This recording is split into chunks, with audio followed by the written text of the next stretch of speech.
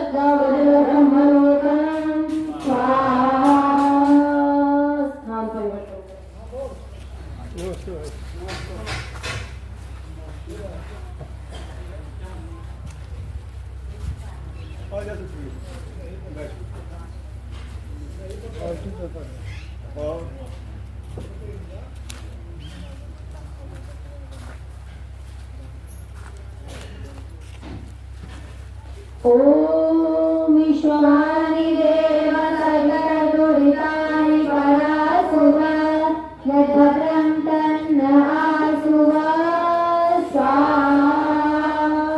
ओम भूर्भुवः स्वाहा तत्सवितुर्वरेण्यं भर्गो देवस्य धीमहि धियो यो नः प्रचोदयात् स्वाहा।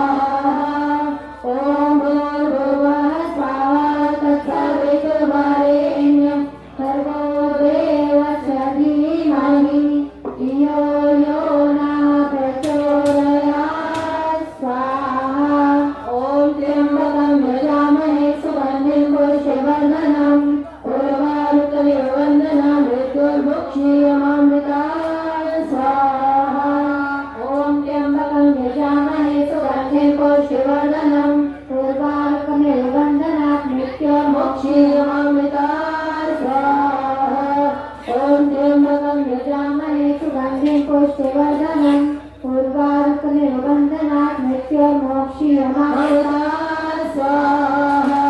ॐ सुदामया वरदा वेदमाता प्रचोदयन्ताम् पारमाणि गिराणाम् आयु प्राणं प्रजं पशुं केतेन्द्रहिणं ब्रह्मवर्चसं मह्यं दत्त्वा ब्रह्मलोकं स्वाहा। ॐ सुदामया वरदा वेदमाता प्रचोदयन्ताम् पारमाणि गिराणाम् आयु प्राणं प्रजं पशुं केतेन्द्रहिणं ब्रह्मवर्चसं मह्यं दत्त्वा ब्रह्मलोकं स्वाहा। ॐ सुदामया वरदा वेदमाता प्रचोदयन्ताम् पावनानि गिराणाम् आयु प्राणं प्रजां पशुं केतेन्द्रहिणं ब्रह्मवर्चसं मह्यं दत्त्वा ब्रह्मलोकं स्वाहा।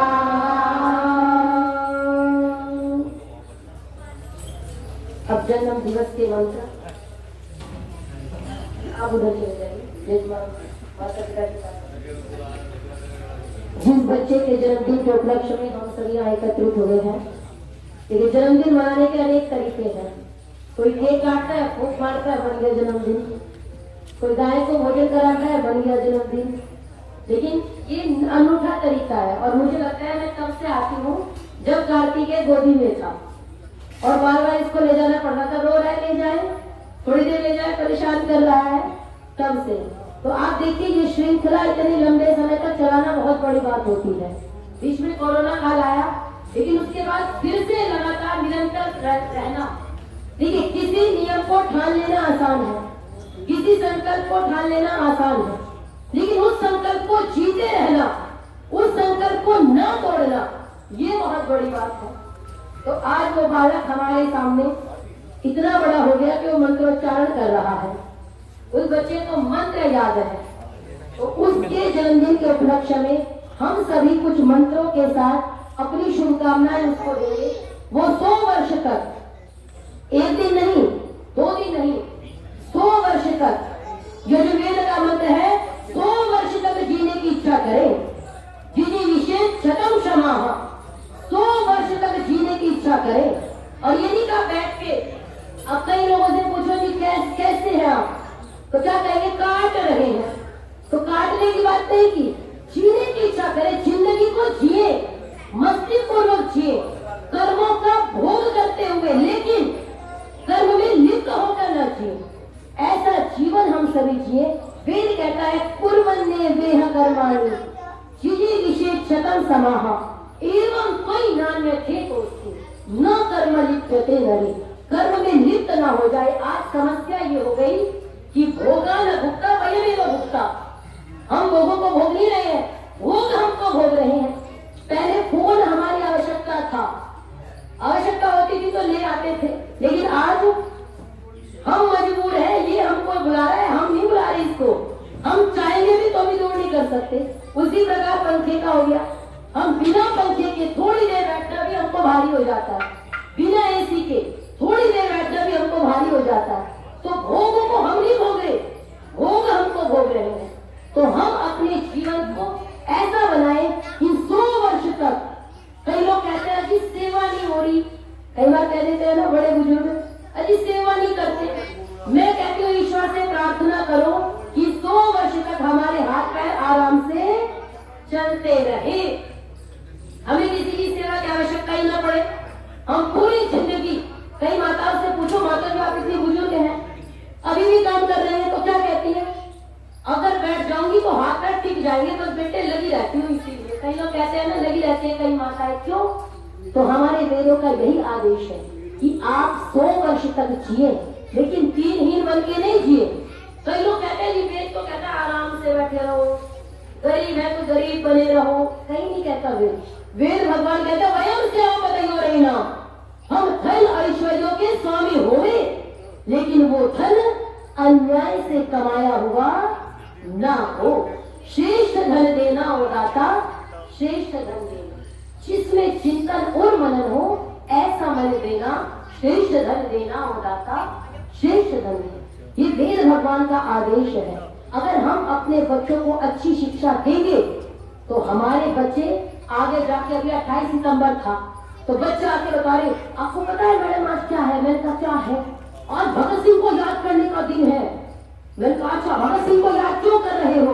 तो प्रत्येक बच्चा, और मुझे लगता है हम सभी जब छोटे रहे होंगे, आप बड़े बुजुर्ग विराजमान है, सबसे पहले जिस शहीद का, जिस बलिदानी का नाम पता लगता है वो भगत सिंह है। पता ही नहीं चलता कैसे पता लग गया। जब हम छोटे थे आर्य समाज जाया करते थे और भगत सिंह पता नहीं दिमाग में कहां से बैठा। अब गुरुकुल जाना है, स्वामी यशमुनि जी घर आए, उन्होंने कहा बेटों को भेज दो। भाई ने कहा मैं तो नहीं चाहता, बच्चे चोटी रख रहे हैं, नंगे पैर रह रहे हैं, कैसे रहेंगे? मैं तो मुझे गुरुकुल जाना है। क्यों जाना है ये नहीं पता, क्या पढ़ाया जाएगा ये नहीं पता, लेकिन गुरुकुल जाना है। क्यों? क्योंकि वहां बलिदानियों की जीवनी पढ़ने को मिलेगी। तो वो संस्कार कब कहाँ आपके बच्चे के काम आ जाए आपको पता ही नहीं। अब अनुष्का को इनके दादाजी ने संध्या याद करा दी। आप विचार करो, आज मैं सुबह आई, कहीं मुझे आर्य समाज के नियम भी याद है। मैंने कहा अच्छा और क्या याद है? मुझे ईश्वर स्तुति प्रार्थना उपासना के मंत्र भी याद है। मैंने कहा बहुत अच्छा। जिस जमाने में हम अपने बच्चों को ट्विंकल ट्विंकल रटवा रहे हैं, जिस जमाने में हम अपने बच्चों को और कुछ सिखा रहे हैं, जिस जमाने में हमारे बच्चे फोन में अनाया देख रहे हैं, उस जमाने में अगर हमारे बच्चे संध्या के मंत्रों की बात करें तो हमारे लिए कितने गर्व का विषय है। मुझे लगता है दादा दादी के लिए इससे अच्छा क्षण नहीं हो सकता। माता पिता माने न माने, लेकिन दादा दादी ने जो चाहा उनका सहयोग कभी बना दिया, संध्या याद करा दी। आप विचार करो, जिस छोटी बच्ची को संध्या याद करा दी, एक बीज डाल दिया, एक पौधा रोपण कर दिया छोटा सा, और वो वटवृक्ष बनेगा तो वो क्या बनेगा? हमने संस्कार ही नहीं दिया। हमारे बच्चे तो नहीं जाते ही नहीं संध्या में, हमारे बच्चे तो आर्य समाज में जाते ही नहीं, घर में तो उनका मन लगता ही नहीं, पबजी से फुर्सत नहीं, बड़े हो चाहे छोटे। आज समस्या ये है, आप पढ़ाने जाओ कॉलेज में, आप बच्चों से बात करो, पता क्या बात हुई होगी उनकी? अपनी पबजी की आईडी बताओ जरा। हम बात ही नहीं करें, माता पिता पूछे पबजी क्या होता है, मैं कहा ये तो समस्या है। अगर आपको पता होता तो आपके बच्चों को नहीं पता होता। आप विचार करो, जिस देश में शहीद बलिदानी भगत सिंह जैसे लोग हुए हो, जिस देश में चंद्रशेखर आजाद जैसे लोग हुए हो, जिस देश में महर्षि देव दयानंद सरस्वती जैसे लोग हुए हो, जिन्होंने पूरा जीवन समाज के लिए बलिदान कर दिया, उस देश की युवा पीढ़ी पहले तो मद्यपान से फुर्सत नहीं, उसके बाद आज जो चल रहा है, नशे को भी इतना प्यारा नाम दे देंगे कि लगेगा ही नहीं ये शराब पी रहे हैं। अबे शराब पीना तो बहुत देसी भाषा हो गया, वो तो पसंद नहीं है। ड्रिंक करते थोड़ी बहुत, अरे भाई जहर को थोड़ा पी लो या ज्यादा पी लो बराबर ही तो है। ड्रिंक करने का मतलब क्या है? अब गांव में कोई पी के पड़ा है तो क्या कहोगे? बेवड़ा है, यही कहेंगे ना जी बेवड़ा है। और वो शहर में थोड़ा पी के आएगा तो क्या कहेंगे? हमारा बेटा थोड़ी बहुत ड्रिंक कर लेता है। मैंने कहा बस यही समाज चाहिए, नाश तुम ही करोगे। जिसके माता पिता की आधुनिक सोच होनी चाहिए। आधुनिक सोच है महर्षि देव दयानंद सरस्वती की। द्वितीय समुलास में लिखे जाते हैं कि बालक की प्रथम गुरु जो है वो माँ है। ये है आधुनिक सोच। क्यों? क्योंकि माता मदालसा ने सारे पुत्र सन्यासी बना दी। ये है आधुनिक सोच। अपने राजा की पत्नी है, लेकिन अपने पुत्रों को जब पालन करती है, जब गर्भ भी पालती है, तो कहते हैं शुद्धोसी बुद्धोसी निरंजनोसी, संसार माया परिवर्जितोसी, संसार स्वप्नम त्यज मोहनिद्राम, मदालसा एवं उवाच पुत्रम। तू शुद्ध है, तू बुद्ध है, ये संसार माया है, इसको त्याग दे। ऐसा कहकर के जब अपने राजपुत्र सन्यासी बना दिए, पति ने कहा देवी जी सारे पुत्र सन्यासी बना दो कि राजा कौन बनेगा, राज्य कैसे चलेगा? तो कहा अब की बार जो पुत्र उत्पन्न होगा उसे मैं राजा बनाऊंगी। और वही संस्कार दिया और वो पुत्र राजा बना, उसने राज्य चलाया। ये संस्कार हमारे थे। तो हमको विचार करने की आवश्यकता है कि आज हमारे बच्चे, देखिए यहाँ तो बच्चे दिख भी रहे हैं, कुछ बड़े शहरों में जाइए, आज बच्चों को एकत्रित करने के लिए अलग से क्लास लगानी पड़ती है। तो अपने बच्चों को अच्छे संस्कार दें। मैंने चर्चा की थी विश्वानि देव सविता दुरितानि परासुरा। हे परमेश्वर, हमारे संपूर्ण दुख, दुर्गुण और दुर्व्यसनों को दूर कर दीजिए। दुखों को, दुर्गुणों को और दुर्व्यसनों। आप विचार करो, आपको छोटी सी आदत लग गई, एक उदाहरण देती हूँ। आप कहेंगे हाथ तो पीछे पड़ गए, बीड़ी बीड़ी बीड़ी, क्योंकि इस क्षेत्र में सबसे ज्यादा वही है। गुटखा तो गिने चुने लोग खाएंगे, वो अलग में खाया जाता है, लेकिन हमारे इधर बीड़ी बड़ा राष्ट्रीय भोजन है। उसके बाद पश्चिम उत्तर प्रदेश का तो बड़ा ही प्रिय है। स्वामी श्रद्धानंद जी के जीवन की घटना है। आप किसी बड़े बुजुर्ग से कहो पापा जी छोड़ दो, ताऊ जी छोड़ दो, तो क्या कहेंगे? अरे आदत है। बात बदलते रहेंगे लेकिन मुद्दे की बात पे नहीं आएंगे, वो बात ही नहीं आने देंगे। स्वामी श्रद्धानंद जी, आपको पता होगा उनका नाम, पहला नाम क्या था जी? मुंशी राम। मुंशी राम थे, वकील थे स्वामी श्रद्धानंद। मद्यपान करते थे, मांसाहार करते थे, खूब खाते थे। कहते एक बार एक उनकी 2 किताबें हैं, मैं आपसे निवेदन करूंगी, आप में से बहुत सारे लोगों ने पढ़ी होगी और बहुत सारे लोगों ने नहीं पढ़ी होगी। जिन्होंने नहीं पढ़ी अपने बच्चों को भी पढ़ाओ और स्वयं भी पढ़ो। जीवन कैसे परिवर्तित होता है ये आपको स्वामी श्रद्धानंद से पता लगेगा। मुंशी राम, एक पुस्तक उनके पुत्र ने लिखी है, मेरे पिता। उनके पुत्र का नाम था इंद्र विद्या वाचस्पति। 2 पुत्र थे, एक का नाम था इंद्र विद्या वाचस्पति। उन्होंने पुस्तक लिखी है मेरे पिता, और एक स्वामी श्रद्धानंद ने स्वयं लिखी है। उस पुस्तक का नाम है कल्याण मार्ग का पथिक। ये 2 किताबें आप अपने घरों में आज ही संकल्प लेके जाइए गज में कि अगले वर्ष जब यज्ञ होगा तब तक कम से कम 2 बार ये पुस्तकें पढ़ चुके होंगे। जो वो जा रहे हैं, वो कहते एक व्यक्ति टोकरा लेके जा रहा था और उसमें मुर्गा को लेके जा रहा था, पशुओं को लेके जा रहा था। कि जब मैंने उसको देखा, उसका एक पैर लटक रहा था और मुझे बड़ी घिन उत्पन्न हुई देख करके। अब खाना तो सबको अच्छा लगता है, लेकिन देखने में तो घिन उत्पन्न होती है। और कहते मुझे बड़ी घिन उत्पन्न हुई, और ये कैसे लेके जा रहे हैं, इसमें भी तो प्राण है। कहते बड़े सारे विचार मन में आ गए। अब जो विचार मन में आ गए, वो कहते फिर मैंने सोचा तू इसको खाता है, कैसी विडंबना है, घिन भी उत्पन्न हो रही है और इसको खाता भी है। उन्होंने संकल्प लिया कि मैं आज के बाद मांसाहार नहीं खाऊंगा। अब वो तो स्वामी श्रद्धानंद है, उन्होंने संकल्प ले लिया। जब संकल्प ले लिया तो एक पार्टी में सभी मित्र आए हुए थे, मैंने बताया वकील थे पहले। अब सारे मित्र आए हुए तो एक कटोरी में वो भी आया जिसका संकल्प लिया था इसको नहीं खाएंगे। अब संकल्प तो अकेले में लिया था, तो बार बार मन में आए खा ले नहीं खा ले, विचार तो आता ही है ना, मन में चलता रहता है संकल्प विकल्प संकल्प विकल्प। अब कहते मन में विचार आए, थोड़ी देर विचार करने के बाद उस कटोरी को उठाया और बहुत तेज से घाटी में देख के मार दिया। अब लोगों ने कहा क्या हो गया, मक्खी आ गई। अब वही है ना, बेईमान आदमी भी बड़ा ध्यान रखता है, मक्खी तो नहीं आ गई, कुछ और तो नहीं आ गया, क्या हो गया? तो उन्होंने कहा नहीं, मैंने संकल्प लिया है कि मैं आज के बाद मांसाहार नहीं खाऊंगा। लोगों ने कहा अच्छा संकल्प ले लिया था तो छोड़ देते, कटोरी अलग रख देते, ऐसे फेंकने की क्या जरूरत थी।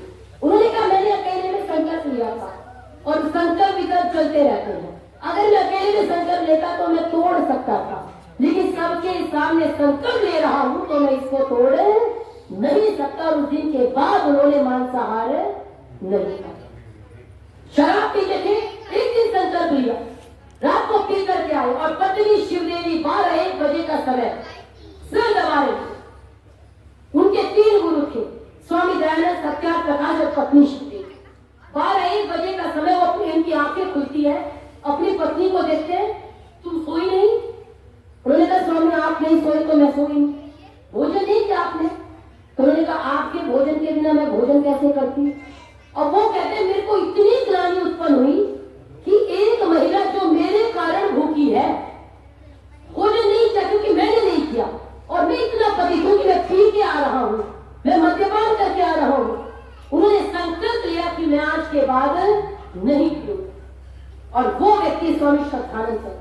जब स्वामी दयानंद बरेली में गए, और स्वामी दयानंद की तो ऐसा व्यक्तित्व था जो देखता वो प्रभावित हो जाता। वो कहते हैं कि मेरे पिताजी आए, नानकचंद जी उनके पिताजी कोतवाल थे, तो आकर के कहते हैं कि एक सन्यासी आए हैं बहुत बढ़िया और बड़ा अच्छा भाषण देते हैं। वो कहते हैं स्वामी श्रद्धानंद स्वयं लिखते हैं कल्याण मार्ग के पथिक में, कहते हैं मेरे मन में आता है संस्कृत का साधु मुझे क्या जान देगा, मैं तो वकील हूँ। कहते फिर भी भाई पिताजी, कई बच्चे होते हैं ना बात नहीं मानते, लेकिन पिता के डंडे के आगे चलते तो है। अब हवन में जाना है, मन नहीं है, लेकिन पिताजी सुनाएंगे, 4 गाली देंगे, इससे अच्छा हवन में चल दूं। तो ऐसा करके मुंशी राम जी पहुंच गए और उन्होंने स्वामी दयानंद से अनेकों प्रश्न किए। स्वामी दयानंद ने सब प्रश्नों के उत्तर दिए। उन्होंने कहा आपने मेरे प्रश्नों के उत्तर दिए जो उत्तर मुझे कहीं नहीं मिले थे। एक बार तो ईसाई भी बनने जा रहे थे, उसमें भी उत्तर नहीं मिले। वो कहते आपने मेरे सब प्रश्नों का उत्तर दिया, लेकिन ईश्वर में मेरी आस्था नहीं लगा पाई। लेकिन स्वामी दयानंद तो विलक्षण थे। तुम्हारी आस्था जगा दूंगा। तुमने प्रश्न किया, मैंने उत्तर दिया। ईश्वर पे श्रद्धा तुम्हारी उसी दिन होगी जिस दिन ईश्वर की तुम पर कृपा होगी। और जब वो संन्यास लिए तो देखिए स्वामी श्रद्धानंद ने गुरुकुल कांगड़ी की स्थापना की थी। वो पुराना गुरुकुल कांगड़ी मुझे देखने का सौभाग्य हुआ। इस बार मुझे बहुत इच्छा थी कि मैं देख के आऊं। वो बिल्डिंग जब आप देखेंगे, आज जो गुरुकुल कांगड़ी देखते हैं वो गुरुकुल कांगड़ी नहीं है। उसको वहां पे गंगा आती थी तो उसको इधर ले आई थी और अंदर जाकर के आज भी वहां जाने में असुविधा है। आज भी गंगा पार करके जाना पड़ता है। जब हम वहां सफाई कर रहे थे, आप विचार करो कि स्वामी श्रद्धानंद ने कितने दिल से बनाया होगा। अब विचार करो कितनी भावनाएं लगी होंगी। पंडित लेखराम के चाचा जी ने पैसा दिया था एक कमरा बनवाने के लिए। पंडित लेखराम जी के चाचा ने, वो कमरा आज भी बना हुआ है। वहां पे आज भी लिखा है 500 रुपए में ये कमरा बना, 500 रुपए में ये कमरा बना। इन्होंने 100 रुपए दान दिए। आप विचार करो 1902 में उन्होंने संकल्प लिया था गुरुकुल कांगड़ी के स्थापना का। उन्होंने संकल्प लिया 30,000 रुपए की राशि एकत्रित होगी, घर नहीं जाऊंगा। स्वामी श्रद्धानंद संकल्प लेते थे और पूरा करते थे। घर नहीं जाऊंगा, बोरिया बिस्तर डाल के बैठे। इतिहास साक्षी 30 से प्लस हो गया उस जमाने में। और जब गुरुकुल की स्थापना की, आज भी उस गुरुकुल में 2 सीढ़ियां हैं, एक इधर सीढ़ी है, एक इधर सीढ़ी है। एक सीढ़ी तो थोड़ी टूटी हुई है, जर्जर है। एक सीढ़ी पे चढ़ के हम लोग छत पे गए। इतनी मजबूत सीढ़ी कब बनी होगी? आप विचार करो। आज उस बिल्डिंग में पीपल के पेड़ लगे। आप हमारी निष्क्रियता देखो आ रही होगी। आज उस बिल्डिंग में जिन्होंने शुद्धि सभा के लिए अपने प्राण दे दिए, जिन्होंने घर वापसी का आंदोलन चलाया, पूरे देश में जाने का स्थान आने का नहीं था, जिन्होंने आने के भी द्वार खोल दिए, उन स्वामी श्रद्धानंद के भवन में आज पीपल के पेड़ खड़े।